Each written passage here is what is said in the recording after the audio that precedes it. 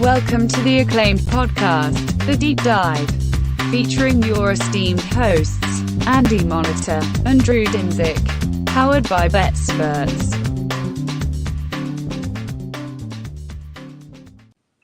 Welcome to The Deep Dive.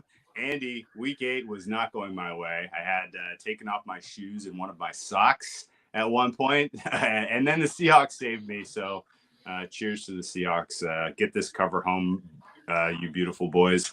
And great calls by you. You're all over a couple of absolute no doubt winners today, starting with the morning action in London. But before we go there, did you have any kind of lingering thoughts about Tom Brady and Lamar Jackson on Thursday Night Football? Didn't really get to talk about that. No, it wasn't a great game, really. That one of those, we talked about this a little, it like lined up to be a preseason, like, oh shit, yeah, here we go. Like, these are a couple teams that could go to the Super Bowl, and like, I'm not enthused about either, but the Ravens clearly were the right side eventually. It bounced back. The late buyback after the injury news, and then it came back the other way, I guess. There we go. But Mark Andrews played and then was injured, but it didn't matter. They still kind of did what they wanted and whenever they needed to. And the Bucs offense still just not fixed.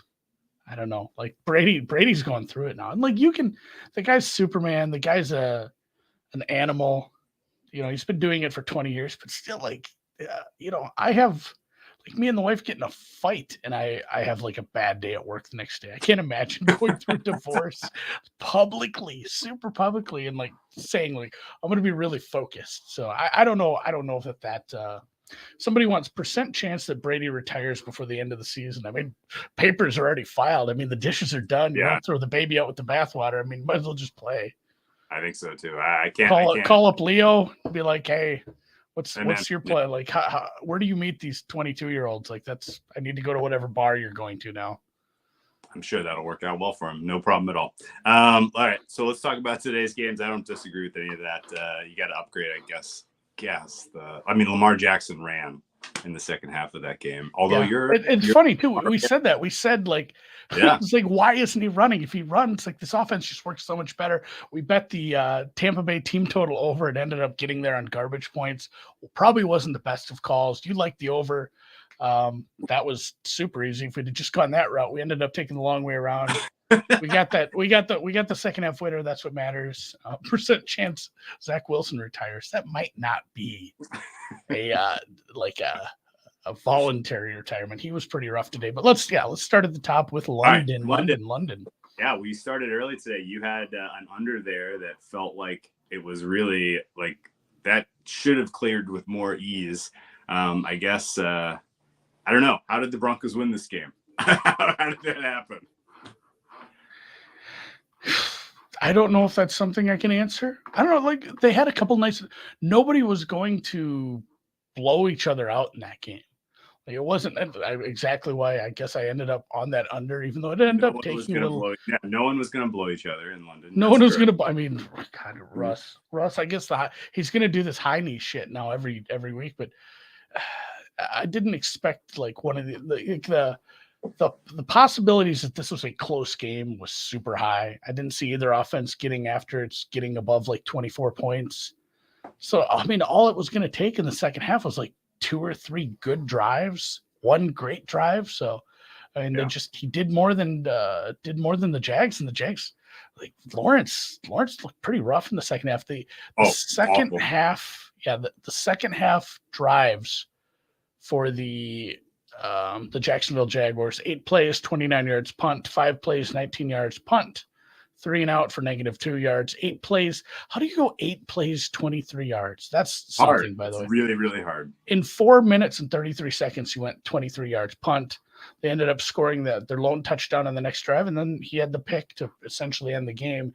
Lawrence was bad. Russ was okay, and this game was also, by the way, this was the one. So I turned it to ESPN. And I was doing other shit. I was writing something. I was playing with the kids. It took me until like, I don't know, 3/4 of the way through the first quarter before I realized the game wasn't on. because it was on ESPN Plus. I'm like, oh shit, the game started. Like I didn't even watch the first part of this because I didn't realize you had to switch to streaming. I just, they have whatever the morning football show where they're just yelling at each other. Like, I don't want to watch this. This is horrible. So it got a little dicey there. I'm happy that Hackett went for it. That was I didn't think he was going to. I'm like, his job was on the line. He was forced to be aggressive. I don't think that becomes the norm there at all. Yeah. I don't upgrade this Denver Broncos offense at all after that performance. Trevor Lawrence was super, super sketch. Etienne had 160 yards. He put me under enormous pressure early today for my Derrick Henry most rushing yards prompt. And I was like, God damn it, 160 from fucking Etienne against this Denver Broncos defense? God damn. But ultimately, it didn't matter, at least for now. But that was a weird game, weird outcome. Jaguars finding ways to lose, I guess, is sort of their identity. Let's move to the main slate. What's the first game in the rotation that you want to talk about? Oh, I don't know. I have them all out of order right now. Chicago Dallas is first in order, and that one was crazy. Flew over the total. Dallas on there made it over the total. I was trying to. I almost went back and watched our show from Wednesday. I couldn't really remember what we said about this game. I couldn't either. I think we. Yeah, I don't think we had a lot to say. We're like, the Cowboys are fine. The Bears are getting better on offense. They need to probably have 8 to 12 runs for Justin Fields every game if he's going to be that part of the offense. Khalil Herbert's really coming into his own. He was more of the afterthought, change of pace, and then it was splits. Now I think he might be. It was still a split today, but he had a longer run. He had a better game. He had a touchdown. Yeah, overgot that. Cole Kmet got a touchdown. Like, the Bears' offense is certainly coming around, but the defense was just not there today. Fields made a mistake. They had that there was a defensive touchdown. That did kind of seal DPOI. I mean, unless Micah Parsons goes out and commits like a heinous crime and is incarcerated, the voters can't vote for him. So we just need people to forget about him for a week. Forget all about him. And the funniest thing about the touchdown that he scored, he had nothing to do with that play. And Justin Fields literally hurdled him, not touching him while he was on the ground. That was actually quite athletic. But it was hysterical that he managed not to even graze him and get him down by contact. But whatever the case is, he's your defensive player of the year. He should have been minus 400 going into that game. He should be minus 800 now, I guess. Couple of just other general thoughts. Real quick on the. I really do think it made a difference that Zeke wasn't in the game and Pollard got more touches. Everybody. There's everybody Dallas on the planet. Yes. There's only one. I mean, even Zeke knows he's the worst of the two. There's only one person on the planet that doesn't believe it. He owns the team, so such is life. But the Bears defense. I do want to make a. Is there anything to the? Oh, hey, you traded away Robert Quinn, and yes, like the defense probably wasn't feeling like up to it. And then they got going to ask you about was this a defensive strike? Was there a strike involved in the way that they played? I mean, Bears are better off losing. Like their future is going to be fine. Fields is a guy they can build around. So they're in better shape by losing and getting a better crack at an elite wide receiver in next year's draft. But the defense did quit, it felt like. And the Dallas offense is better without Zeke on the field. It is what it is. Dallas goes on a bye, so we won't see them for a couple weeks. Hopefully everybody forgets Micah Parsons exists. The Vegas Raiders played the New Orleans Saints. Did they play them? Did they come to the game? Derek Carr, 101 yards. Stidham almost had more yards in cleanup duty. In garbage once time. The game was out of hand. He had 72. I didn't catch a ton of this game. Sometimes there's I don't watch a game because there's too many games going on at noon, and this was one of them where I didn't catch much of this, and I really wish I would have, because now I have to go back and probably watch the condensed version just to see what the shit happened. Do you have any insights here on what happened to the Las Vegas offense? 5 for 14 on third down, 183 total yards on 56 plays. That's 3.4 yards per pass, 4 sacks, an interception. it was really, really, it didn't look that rough on paper until you look at just like the passing game was just apparently check down shit. I mean, the last time I checked in on this game before I turned it off entirely was Devontae Adams had 3 targets, 0 receptions. He ended up with 5 targets, 1 catch, 3 yards. I mean, that's not entirely. Yeah, way to trade for him. Also, Josh Jacobs was nowhere to be seen. They couldn't get anything going on the ground, even against a weak Saints defense. The Raiders were sick this week. I feel like that may have carried into the weekend. Yeah, these guys just were all just out of sorts. Like, that was a bad. Like, they just absolutely no-showed in every way I can possibly describe it. Let's move on to the best game of the morning. The Carolina Panthers all of a sudden are a must-watch. And they went up against a Falcons team with no secondary. They put on a show for us. Carolina probably should have won this game. They had a 30-ish yard field goal in overtime to win. It took a miraculous comeback to get to overtime. Wait, actually, I'm sorry. The kicker missed the go-ahead extra point at end of regulation and the 30-yard chip shot field goal. Yeah, that he's having him and the returner for the New York Giants are having rough afternoons. But and this was one too where we said, I want to bet this over. I can't bet this over because I'm worried about the Atlanta game plan. If they're not going to air it out here, is this going to be even because we've seen it, even when they were in a huge negative game state a few weeks ago, they refused to throw the ball.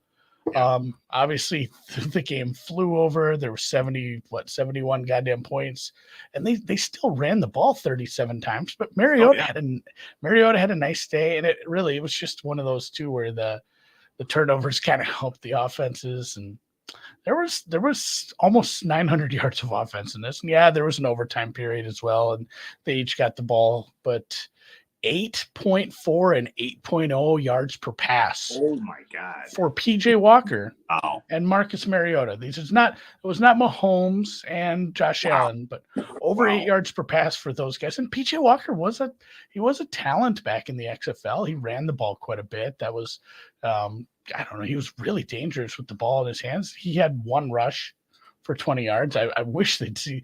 I mean, this is the perfect for the Carolina Panthers. You want to lose this game. You want to get a new quarterback in the draft. But although if you win this game, you're kind of now thinking maybe we win the South. I don't know. Yeah. The winner was going to be the leader in the South. Man, my hair is wild. So Foreman, they traded away CMC. Foreman went for 3 touchdowns today, 120 yards. Falcons defense is horrific. They are going to be a bet against again this coming week. I mean, congratulations to the Falcons for eking it out, but that was a weird one. They're your division leading first place Falcons. It's, I guess, more evidence that we're in the absolute upside down of the NFL this year. That the Falcons found a way to win this game that's very un-Falcon. This was the kind of game that this team is made it their identity to lose. I guess disappointed in the Carolina defense. I thought that was going to be the unit of be out there, and I ended up not playing that over because I was concerned about the Carolina D being too good, and ultimately it did not matter. That flew. Yeah. All right. What's up next? I don't have the rotation order. Pittsburgh, Philly. That game happened. We talked a little bit about double-digit spreads and how it's hard to take it with almost anyone except for, your Bills. But I mean, the Steelers are just not a good team, and Philly really put it on them. I mean, and Philly showed up in the second half a little. They had a few different guys run the ball. Like they didn't have to do much late, and it was Pickett only throwing 1 interception is probably a win, but turnovers were 2-0.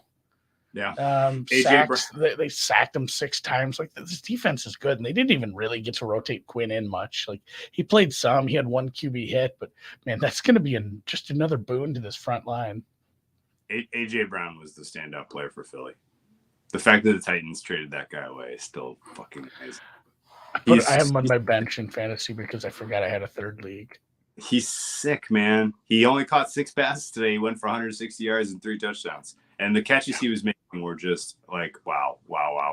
That with the lesser, like, Hurts isn't even really, like, he wasn't even dialed on some of those throws. Brown just made the fucking plays. It's really impressive performance from him. Philly covered. Game goes over. A lot of points today in general. There were a lot of overs today. Just not from the Raiders.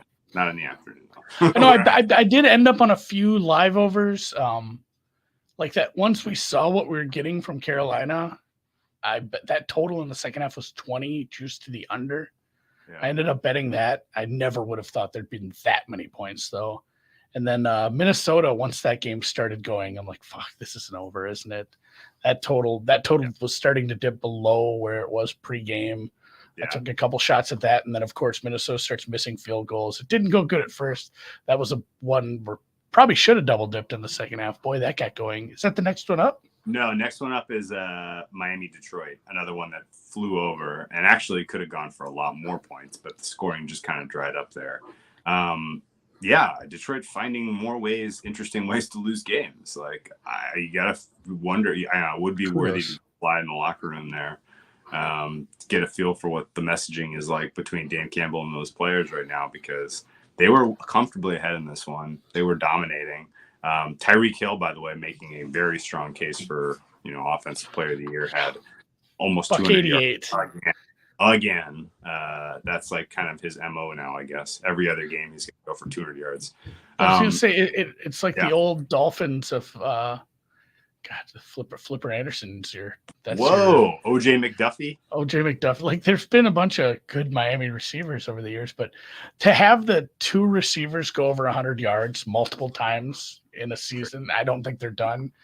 No. Wild how much offense they have, and they still have to eke it out against a pretty shitty team when it comes down to it. Another one, though, where the team stats make a little more sense for yards per pass, both being over 8, Miami's being almost 10 per pass.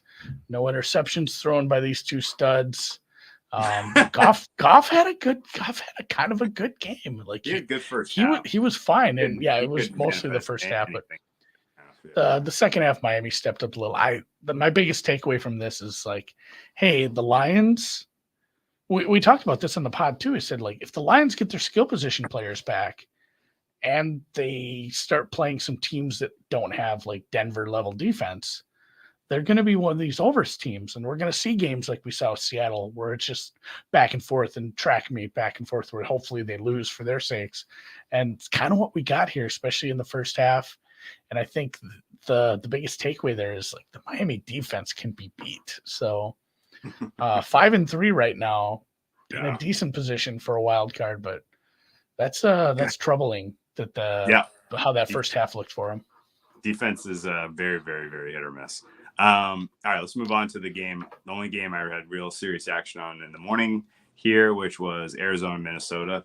I came into this game thinking these 2 teams were about equal. I go out of this game thinking these two teams are about equal. They had nearly perfect and, almost the perfect symmetry in terms of performance today. It was just Minnesota was superlative in the red zone, and Arizona was not. Minnesota, I think, had 5 trips and 5 touchdowns, unless there was something I'm missing there. But Arizona could not get a stop in the red zone, and they could not get it going in the red zone in a couple of opportunities, even when their defense set them up with a short field. I don't think the Vikings are very good, but they have now 6 wins on the season. This isn't a game that they shouldn't have won. Like 4 of their other 6 wins, they probably should not have won. But this was a coin flip. The fact that they not only won but covered is kind of misleading. So there's still opportunity to bet against these guys, I think. What's your read? Yeah, this was a loss on my card. I bet against him. I like the Cardinals here. And yeah, Kyler's the interceptions were a problem. And then, like you said, just the fact that the other team went just 5 for 5 in the red zone. If you lose the turnover battle 3-1 and the other team goes 5 for 5 in the red zone, you're not going to cover a lot of games on the road. And I mean, that was the difference. The Cardinals defense, I thought, was coming around. This was a pretty bad performance. Cook was great. We saw a lot of really good running back performances today across the league, but Cook was great. Jefferson wasn't targeted a ton because sometimes he's getting, over a dozen targets, and he still ended up with 6 for 98. So it was a good game for the Minnesota offense, and really people aren't talking about this. Kevin O'Connell off the bye. Now a better overall win record than the Andy Reid off the bye thing. Against the spread and straight higher, up. So higher. Yeah, you're right. Higher win percentage off the bye than Andy Reid. It was, but yeah, Viking. I mean, that there might actually be signal there. Vikings look sharp as shit on offense coming off the bye. They did in the red zone, especially. I just don't understand. I mean, Kirk Cousins is not that good, and this team is. They're going to win the North. I guess it's a foregone conclusion at this point. Yeah, not only did they win, but the Bears, the Lions, and probably the Packers are all going to lose again this game. And they're going to be sitting there. The standings are hilarious. Minnesota on like a 4-game win streak, and then everybody below them on like a losing streak. And obviously the Bears got it done last week, but it's a very, very off-putting standing so far in the NFC North. I don't think Minnesota is going to be force to be reckoned with in the playoffs, but I do think they're going to be there. They're going to be hosting a game because it's awful hard to go from 6-1 to. I mean, what would you have to be? You'd have to have to be the 8th seed. You'd probably have to have 9 losses. Yeah, I think so. Like 9-8 maybe gets they're you. Gonna have to go 2. They're gonna have to go 2 and what does that mean? 2 and 9. 2 and 8. Don't ask me to do the math. Do you remember last week where I was like 15 and 1? I don't think that's realistic. No, I think they're going to make the playoffs. No, it's just not realistic that they probably just cruise to this division. They got a couple winnable games. The Commies looked good today, but that's a game you should probably win as well. So probably a playoff fade. Pats Jets rookie is the last head one. Coach in the playoffs. Which one? Pats Jets. Jets you added this on Wednesday or afterwards, and you said you weren't super excited about it. And honestly, you probably shouldn't have been. This game was ugly. It was. It closed 3 though. Yes, it did. It took Patriot money all week. Yeah, it closed 3, and I think that was right. Belichick against Zach Wilson is different apparently than Belichick against Fields. Belichick can only not defend mobile quarterbacks. I think we can basically put that in pen now. The first game back, Zach Wilson had a couple of runs, including a nice touchdown run. And I thought about this game a little, and I'm like, I wonder what Zach Wilson's rushing prop is. I never ended up going and looked for it. Somebody can tell me it's probably like 15, something like one rush for 2 yards. That was what he finished with. So I guess I'm glad I didn't dive into that market. But yeah, he looks. He had some gross ones. He looks busty. Yeah, basically every interception was not just. It was disgusting. They were all really bad throws. Doesn't seem to be learning anything. So one thing when it's like you have a young quarterback comes in, plays like shit a little, but then you see it like you're seeing it with. And I hate to say this because I've bet against the Bears a bunch and season-long shit, and I wasn't super sure about this franchise, and I hate how they're doing it. But it's almost certain that Justin Fields is the best quarterback out of that draft class, right? It is. I think so. I mean, yeah. It doesn't seem particularly close. No, it doesn't. And yeah, we haven't seen a lot of Trey, but Mac wasn't. Mac still hasn't impressed. Trevor looked really bad today, and Zach Wilson might be the worst of the bunch. I think so too. Well, Davis Mills is pretty bad too. But he wasn't a first rounder. He was a third rounder. Yeah. All right. Good job by the Patriots covering. Although I bet some alt spreads that really fucking should have made it. That garbage time touchdown. And how about Ramondre? Ramondre was your leading rusher and receiver in this game. Oh yeah, 71-72. How about that? Yeah, it's just he had a nice game. He's just becoming a big part of that game plan. Then the other, I mean, the biggest takeaway, and it's the biggest no shit Andy takeaway is they rushed 15 times for 51 yards. Like, hey, they might miss Breece Hall. Yeah, they absolutely missed Breece Hall. So if they can't get James Robinson acclimated to the offense and into the game plan a little more next week, it's going to be more and more problems for the Jets. Yeah. Moving into the afternoon slate, which was hot garbage. I liked it. I had a bad plan. I had bet 3 out of the 4 games somehow. I hate that when I have a bunch of bets. What'd you bet in Tennessee, Houston? You bet that one? No, so everything late but news, that game. Everything but that game. All right, late news breaks that Tannehill's not going to go. Houston catches a little steam. It closes 1. It goes down to 39.5. I'm like, oh shit! I bet on over in a game with Malik Willis making his first start. This doesn't feel great, but at least I have Derrick Henry, most rushing yards in my pocket, and he had like 125 at halftime. Yeah, and honestly. Did you see that they were basically splitting carries? He wasn't even getting all. No, it's not like he got a bunch late. It's not like he got all the carries. I mean, we kind of called this. We said it'd be fun to have a long shot on some of these, but like the Derrick. So 2 weeks in a row now for the Texans have just gotten gashed. Cleveland, guess what? You're not the worst run defense in the league anymore. No, you might have moved up a notch. Houston with a bullet, yeah. On attrition, but yeah, Dontrell Hilliard, over 10 yards of carry on 8 carries without like he had a 30-yarder. Andy, without looking, how many yards rushing overall did Tennessee have in this game? Like 314. Yeah, I mean, I was going to say Hilliard had like 80. Here's the thing. So, shit. Drew, what did this spread close? I didn't pay attention. Tennessee -1. So, if I would have told you, I mean, let's just assume Texans money line, about even money then, plus 100, we'll call it. I said, hey, guess what? Malik Willis goes out there today, 6 of 10, 55 yards, no touchdowns, 1 pick. Sacked 3 times for 15 yards. I'll give you an odds boost. Houston Texans plus 115. I might have taken that. I might have bet at home the Texans 55 yards. Or you take it? Do you want it? And it's crazy. Like that. It was a 14-point game. That last touchdown was garbage time touchdown. It was, and the game wasn't really in the balance after what. I don't know, the whistle blew and the game started, honestly. So really odd one for me. I don't have the data in front of me now, but I'll look it up for this week. That had to be the most rushing yards from scrimmage for any team this season. I'm sure. That's a lot. I don't think anyone's broken 300. Honestly, if it would have been a competitive game, Henry probably had a shot at the record. He probably would have, yeah. Yeah, I think so too. I agree. And honestly, 55 yards, quarterback win though. Want to know? You might have to go back a couple of years to find another 300-yard rushing game from any team. Absolutely crazy. Just Texans, my God, what is just an embarrassment defensively. And yet its game went well under the total. So tremendous. Thank you guys. Thank you for everything.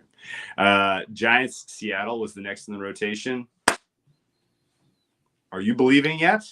Yeah, the Ravens game at Cincy last year, the one where they just shit kicked them. Yeah, sure. That they had 400 yards. Oh, okay. Otherwise, yeah, it's been. I mean, before that, it had been like 8-10 years before there'd been a big game like that. So, where are we at? New York Giants went to Seattle, Starbucks City. I'm very biased because I bet against the Giants a couple times. I don't think the way they're doing things is sustainable. I've admitted time and time again the coaching is an absolute edge. They have an edge not only at head coach but at coordinators. Yep.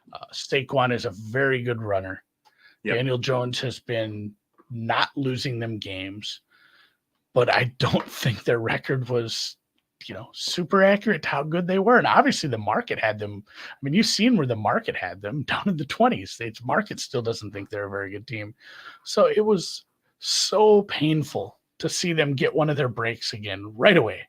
With the fumble. And that was a good tackle, but it's not like you punched the ball out. So the fact that those two fumbles on the punts happened, it was ball don't lie.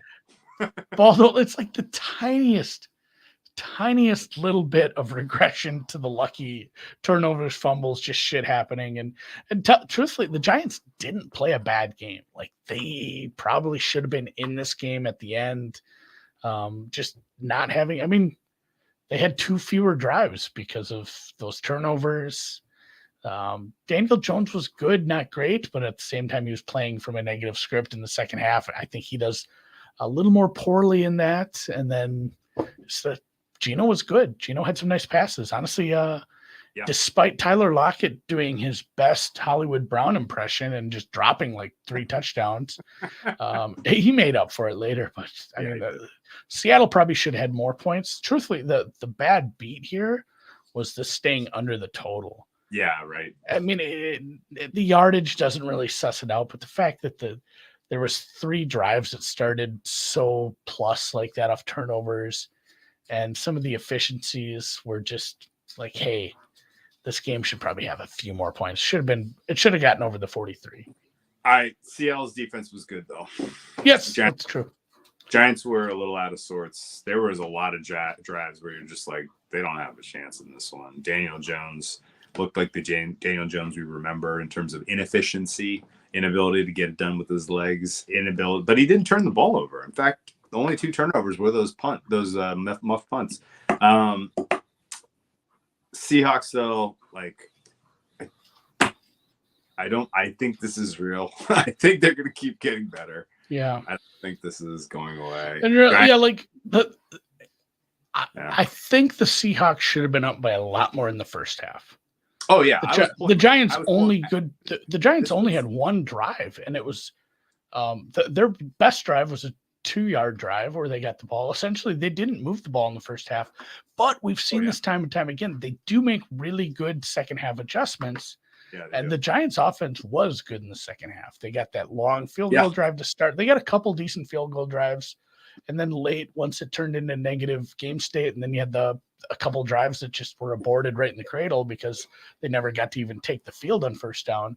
Like, that Giants offense was starting to pick up a little steam, but Geno didn't let them, and then the fumbles were a killer. So yeah, it should have been like 17-3 at the fucking half, though. Yeah, no, I was pulling my hair out. Like, this is they cannot believe the Giants are in this. It was kind of maddening. It was 13-13 in the fourth quarter, and I was literally like, "Are you fucking kidding me?" Yeah, two touchdowns puts this one away. They cover. Giants are a bet on team. Giants are going to make the wild card probably. They're going to beat the bad teams on their schedule. They may give the Eagles a fight. They're definitely going to. They may give the Cowboys a fight, but I think this team's going to sneak their way into the playoffs, even though they're quite bad. Speaking of bad, the Commanders managed to win against the Colts. They're 4-4. Like, how getting rid of you really do got it, and you have a 500 record, but you probably need to consider moving on from this coaching staff. Yeah, this is. The decision-making, the game planning wasn't good. You have skill position players. You have more than one. Heineke is a definite upgrade with what he brings. Colts played some good defense. This game wasn't very good to watch. No. I had Commanders +4. I needed that last drive to get home, but I felt like I deserved it at that point. So you did great. You killed. Yeah, no, I had a 3-0 afternoon slate. It was beautiful. So, and I had no faith in the Commanders finishing that drive, but really, really nice drive under pressure. I guess they were 2 for 3 on fourth downs, and they had the best player in the game, and his name is Scary Terry McLaurin. Yeah, it was really, really nice play at the end there, and this was one of those two where I said these teams are very, very, very close in my rankings. And I don't believe in Ellinger.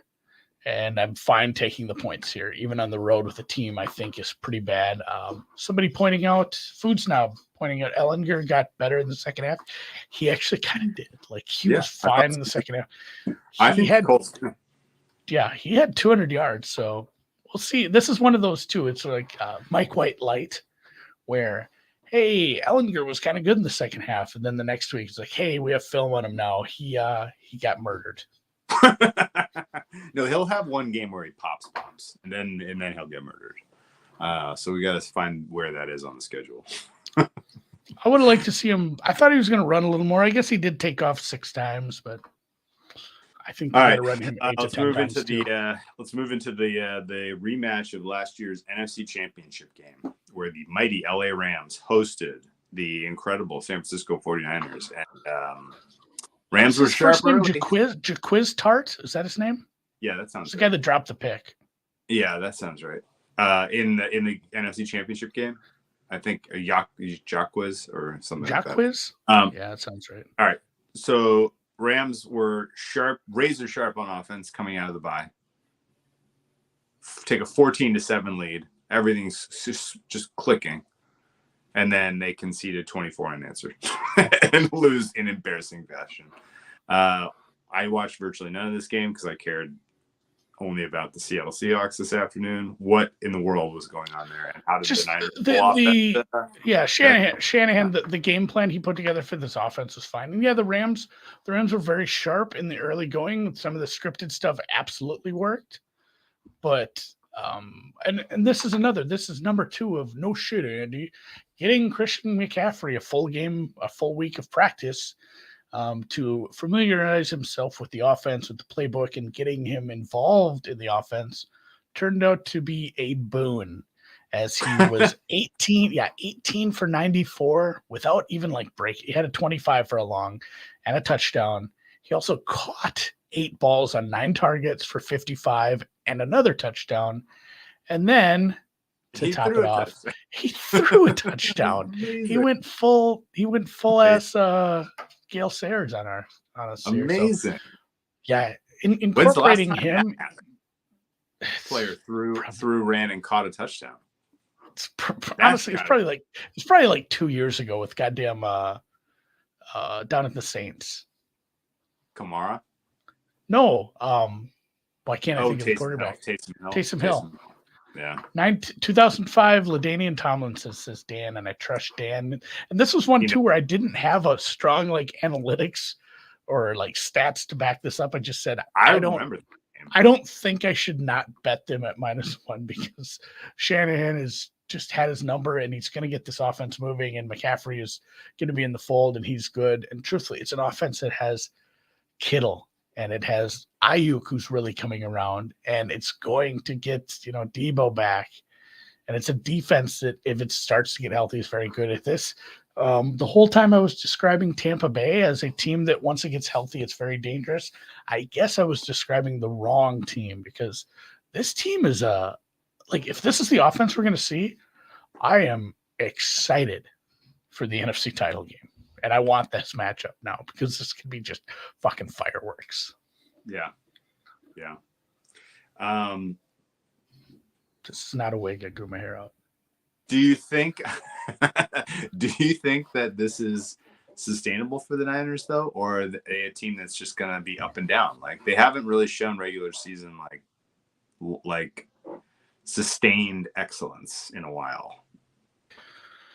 So they get a banged up. I believe they have a bye now, so I think they head to the bye as well, which is good. Just 2 more weeks of Shanny just locking himself in a closet and putting plays together for McCaffrey. Which the fact that I said that, when they traded for him, I'm like, is Shanny even going to sleep tonight? And knowing he's not going to play a lot in the first game, but giving him all that extra time to put together a game plan for 2 weeks, and they're just going to get healthier. And then you host the Chargers, whose defense is beatable. You go to the Cardinals, who we just saw the defense is very beatable. The Saints, will see where they're at this point. The Dolphins, I just said the defense is a problem. The Bucks, I don't know. We'll see how healthy they're getting, but Barrett, that was a bad injury. Seahawks 49ers, December 15th, turns out to be a prime, like that's a premier ass game. And then you close the season, Commanders, Raiders, and then Cardinals hosting. Like they have a definite path to. That's a soft landing, yeah. It is a soft, yeah. And here's the thing. The Chargers defense versus CMC, like let him run like 20 times. Just the record got broken. I mean, honestly, they probably just need. I wouldn't expose CMC to a ton of hits between now and the postseason, would you? Oh, they're probably right. Don't give him too many carries, but you still need to use him. Like you don't. Yeah, use him, but yeah, I don't think you need to. I don't think you need to press the button too many times. You don't want to be like Cameron's dad on Ferris Bueller, where you just keep the car in the weird garage. They lived in like the woods too. What was up with that? I didn't understand. How did he go to like a school in Chicago? It doesn't make sense. It never made sense to me. That really doesn't make sense. Like Cameron lived in like Oregon and everybody else lived in Illinois. Yeah. All right. Hey guys. All right. We're gonna get into tonight's game and we're gonna get into next week's slate. Please hit the thumbs up in the YouTube chat if you're joining us here. I would love that. It would make me happy. And yes, let's real quick tonight. You didn't bet this game. I didn't bet this game. I don't. No. We said, hey, you probably should just take double-digit underdogs. I said you could probably just take double-digit underdogs like blindly for the year and maybe come out with a small profit. And it's funny because they're probably going to go 0-2 this week. Yeah, that's true. The Pittsburgh not really showing up and the Packers looking a little dead on offense. Rodgers pointing a lot of fingers, not realizing that when you point a finger at someone, you're pointing 3 back at yourself. And it's just you're not hearing like the relax and the things, all the things he did when they were able to do it and they ran the table or they turned it around. He just doesn't seem all that engaged. I really want to pay attention to, I guess, his body language early on in this game because it might be hey, I'm betting the Bills minus 14.5 live and I don't care because Rodgers seems like he's more than fine watching Jordan Love play the fourth quarter when they're down 35. So. I'm not betting this. If somebody has a really good prop, Kellen here says Diggs over 6.5 receptions, and it has the lock emojis. That's good. That's how you know. No, and I didn't bet tomorrow either, but I'm excited to do that game halftime. Bengals, I'm Browns. really tempted. So let's start with tomorrow real quick too. I'm really tempted to bet Cincy. Like I guess get Chase is moved a lot. It moved a lot off just Jamar Chase. And we've seen, Boyd's good. Like you have legit 3 number 1 receivers, guys. And it's such a good matchup against this defense. Yeah.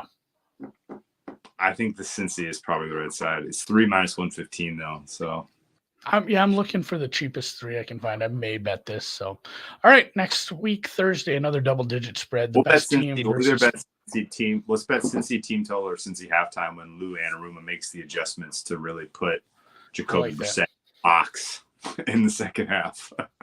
I like that. And although they couldn't cover the 3.5 or 4, the Cardinals team total over did get home. So secret team total pod play did get there. I forgot I had that until I saw the account. I'm like, oh yeah, I want to bet. I had that too. Yes. Yeah, good for us. Thursday night, Philly is a 13-point road favorite. Yikes. More entertaining. Eagles versus Texans or Phillies versus Astros? Probably Phillies Astros, yeah? Yeah. For sure gonna get it. These guys are going head to head, right? Oh, I forgot to bet the Timberwolves tonight. I think that game is on in Philly. Oh, by the way, quick NBA recap. Last team without a win. Oh, God. The Lakers. The Los Angeles Lakers. I think this is going to be a bad one. I have no interest in betting this. 13 points feels like infinity, and there's no way to cover that, but I don't know. I mean, Houston's, we covered it at length. Exactly. Yes. Thank you, Sam. Exactly.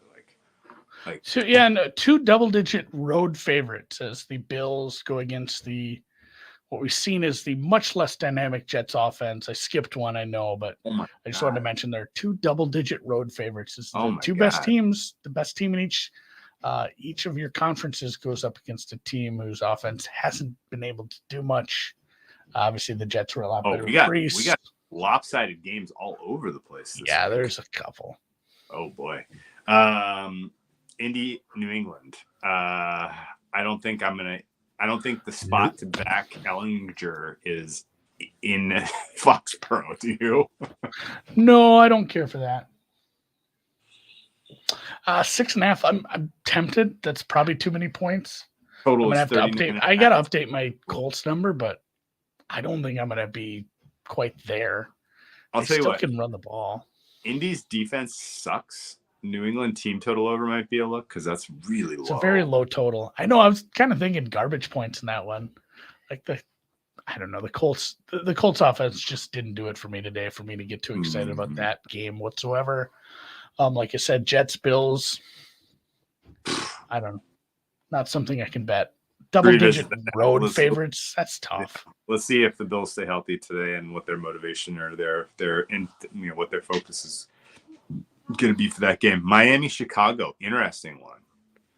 Do you have the stomach to take the Bears at +4, or are we looking squarely at an over 45? 45.5 seems all of a sudden very low for a Bears game and a Dolphins game. Yeah, I don't know if this just hasn't updated, but there's a 45 on Bet Online right now. That seems low, man. Am I being too recency biasy here? No, that's the Bears offense seemed to have found something. And where do you have the Jets? The Dolphins pass rush right now? It's pretty far down there. They are not doing anything. It's not above average. I don't have my pass rush numbers pulled up. Any chance I test says Fields is able to move the ball here, and now that it's 45, this doesn't threaten 47. I don't think so. I think we can wait and get a better feel for the weather before we get involved here. What do you think? Yeah, it's really supposed to be nice this week up here. Oh, really? We're supposed to get a couple of days in the 70s again, but they're talking maybe rain next weekend. I don't know. Yeah, I'd feel pretty bad if we saw the Niners game again. So, we'll see what the weather looks like. Let's hold off, but I'm very interested in that 45. Yeah, okay. Minnesota, Washington, 44? Huh? What? Which defenses do you think are... So the Commanders didn't have a ton of success on offense today. And they'll be at home on that great turf. Minnesota's offense looked really good.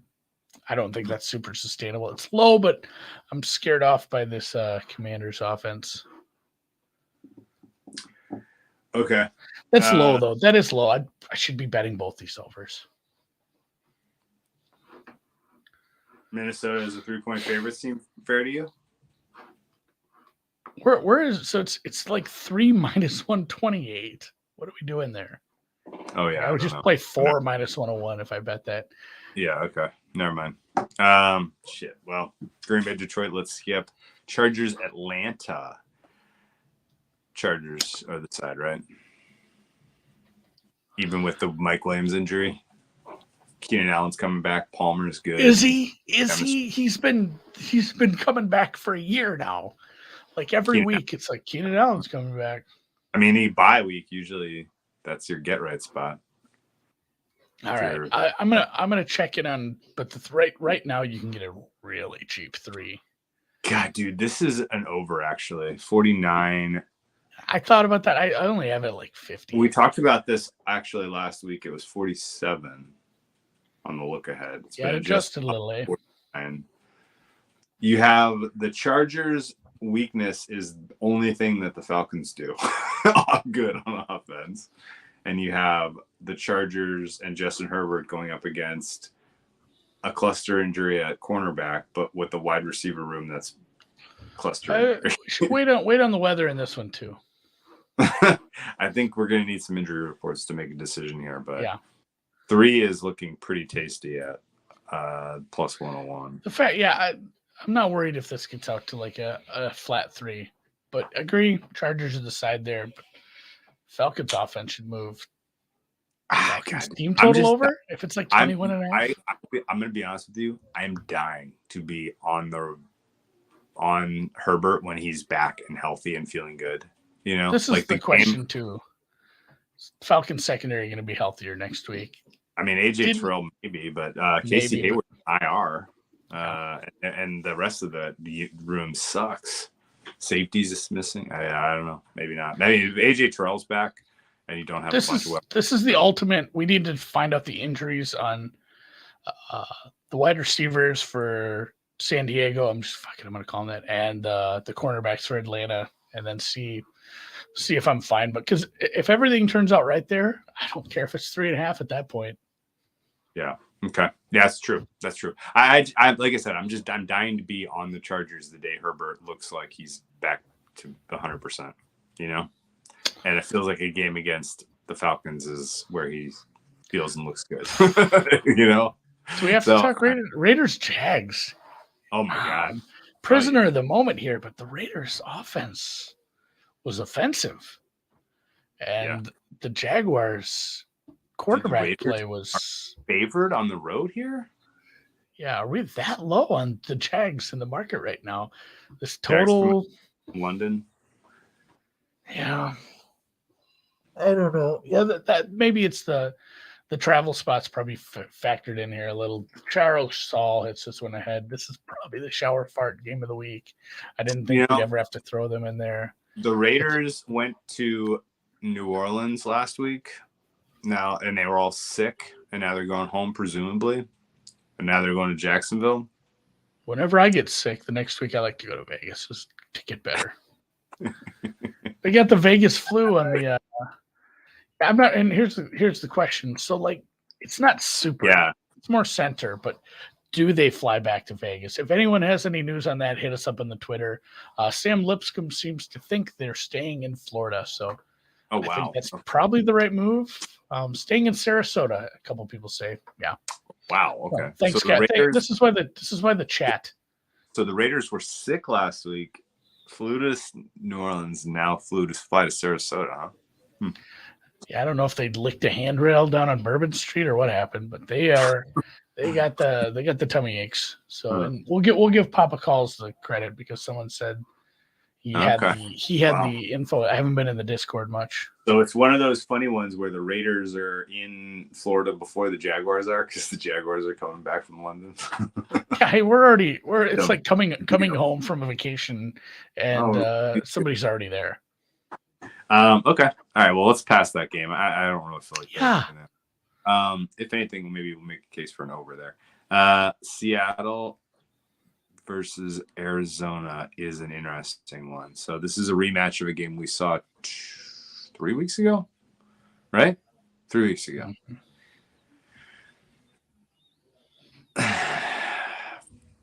Seattle was dogs at home.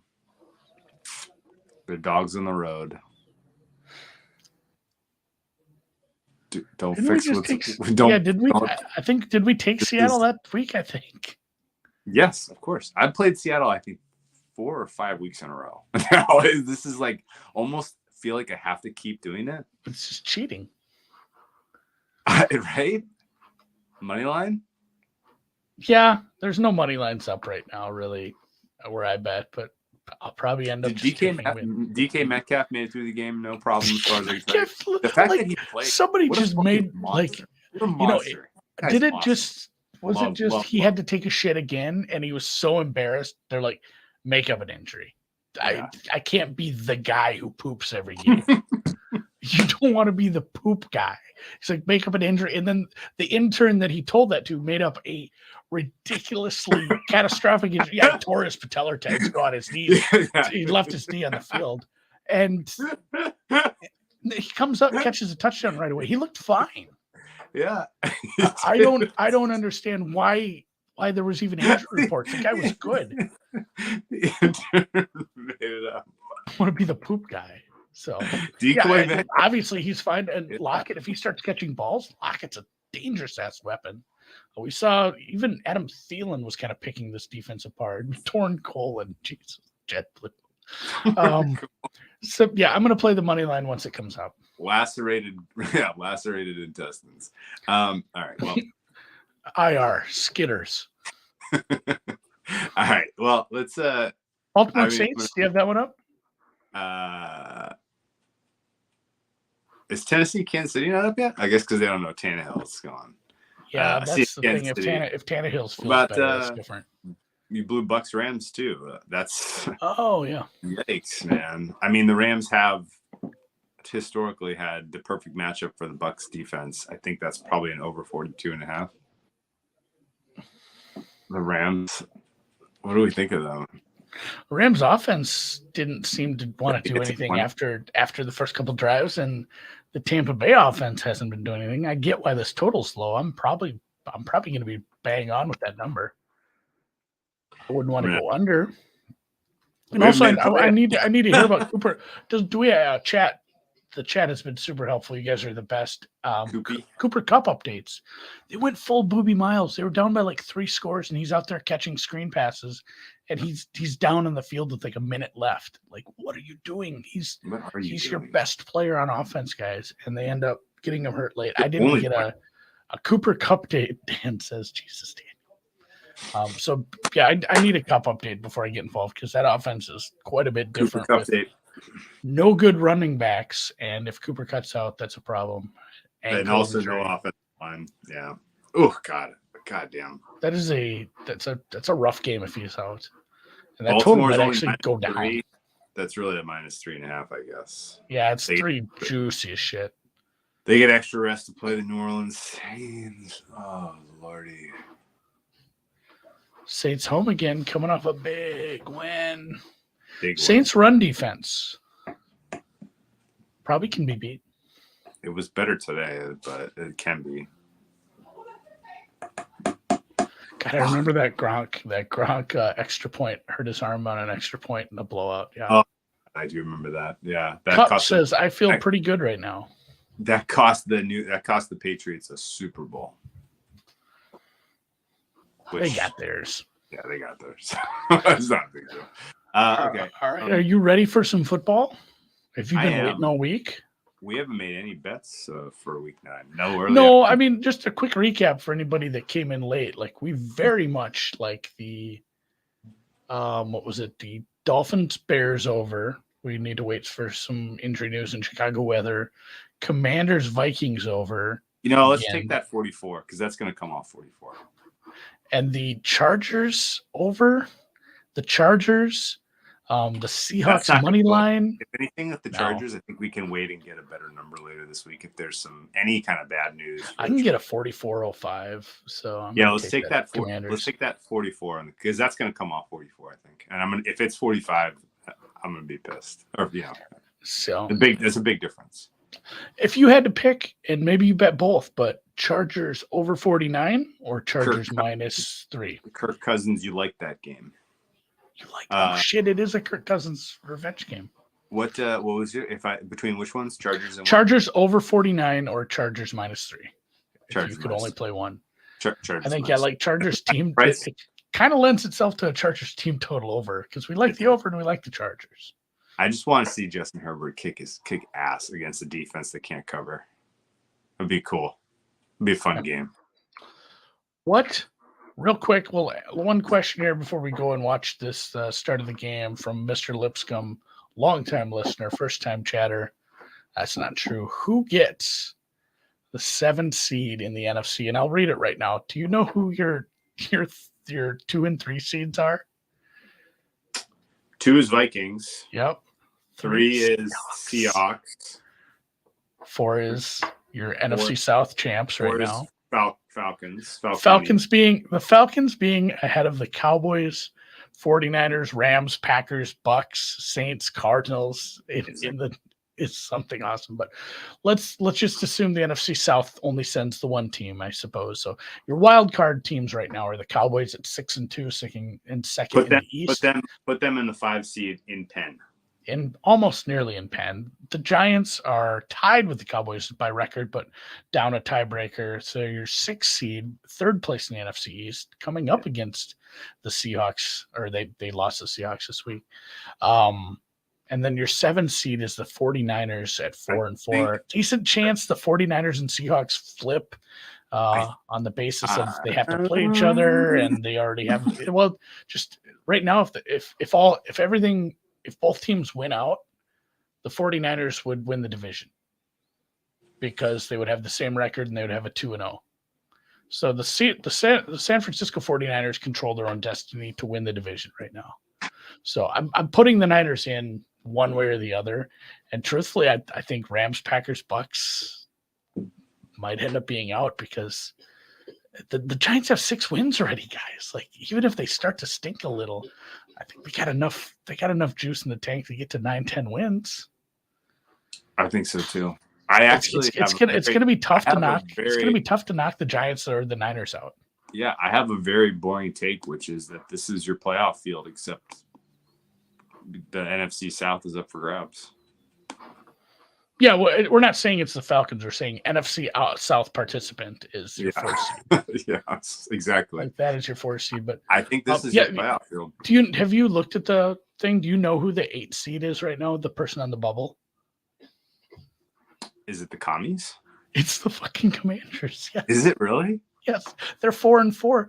Holy. No other team in the NFC that isn't in the playoff picture is even 500. Oh my God. The Rams are 3-4. I mean, and they're lucky to be 3-4. Cardinals don't have a winning record. Saints don't have a winning record. Yeah, Cardinals 3-5 now. Saints are 3-5. Bears 3-5. Bucks 3-5. Packers about to be 3-5. Most likely. Only team. Would you say the only team eliminated still though is the Lions? Yeah, the Panthers would be if it weren't for their division. They're still only 2 games out. Amazing. All right. Good show. Happy Halloween. Happy Halloween. We'll see you guys tomorrow. Yeah, we'll do a fun one. Tonight too. Yeah, we'll see you tonight. Yeah, we'll come back and do the halftime show later. Talk to you then.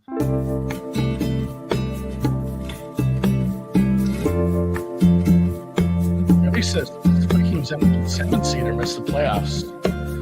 That's just It's gonna be so hard for them to lose that many games. The thing is, the Packers are going to be the team that runs them down. So that's just it's going to be so hard.